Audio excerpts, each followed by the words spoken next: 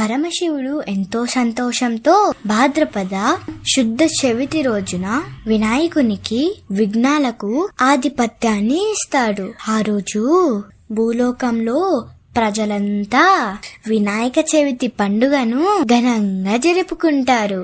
పండుగ సందర్భంగా భక్తులు వినాయకుణ్ణి భక్తి శ్రద్ధలతో రకరకాల పువ్వులతో ఆకులతో పూజించి మంగళహారతులిచ్చి వినాయకుని వ్రత కథ చదువుకొని భక్తితో వినాయకుని ముందు 11 గుంజీళ్లు తీసి నమస్కరించుకుంటారు.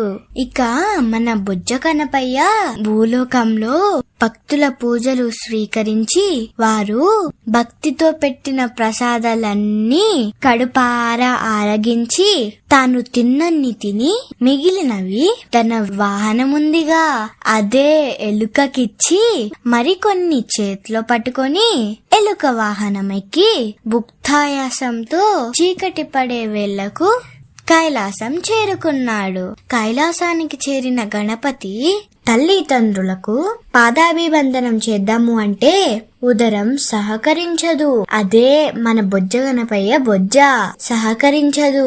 చేతులు అసలు నేల కానితే గదా నమస్కారం చేయడానికి.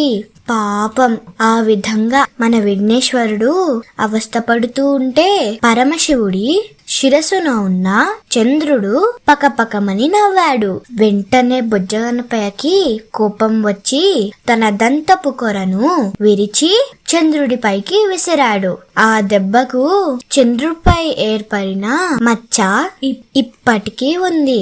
కోపంతో ఊగిపోతున్న వినాయకుని పొట్ట పగిలి కుడుములన్నీ దొరులుకుంటూ బయటికొస్తాయి. అప్పుడు పాముతో గణపయ్య బొజ్జను చుట్టారు. కుమారుని పరిస్థితి చూసిన పార్వతికి కోపమొచ్చింది.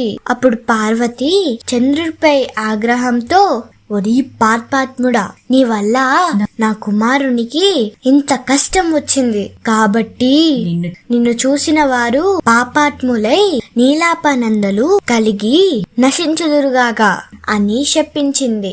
ఆ జగన్మాత శాపానికి చంద్రుడు వణికిపోయాడు. ఆ జగదీశ్వరి పాదాలపై పడి తనను క్షమించి శాపానికి ఉపశమనం చెప్పమని ప్రార్థించాడు. కుదరదు అని చెప్పింది పార్వతి. అప్పుడు దేవతలంతా, తల్లి చంద్రుణ్ణి క్షమించు. ఎవ్వరు చంద్రుణ్ణి చూడకుండా తాను ఎవ్వరిని చూడకుండా ఉంటే పగలు రాత్రులు ఎలా కలుగుతాయి? జనులు ఎలా జీవిస్తారు? చంద్రుని కోసం కాకపోయినా లోకాలను కాపాడేందుకు అయినా ఓ శాపాన్ని ఉపశమించు అని ప్రార్థిస్తారు. మరి పార్వతి చంద్రుణ్ణి క్షమించిందా? శాపాన్ని ఉపశమించిందా? 10వ భాగంలో చూద్దాం.